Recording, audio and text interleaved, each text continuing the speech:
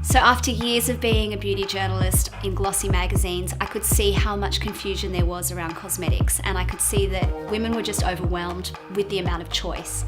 So I wanted to create a website that really just broke it down. So Beauticate is a fusion of the words beauty and educate, and the idea was to just simplify it and make it really accessible for women everywhere.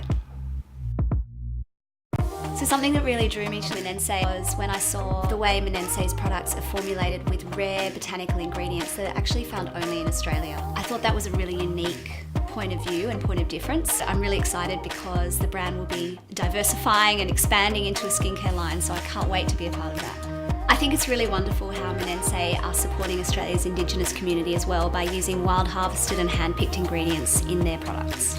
So as Chief Experience Officer, I'll be working with the brand on everything from product design and packaging right through to communications and content.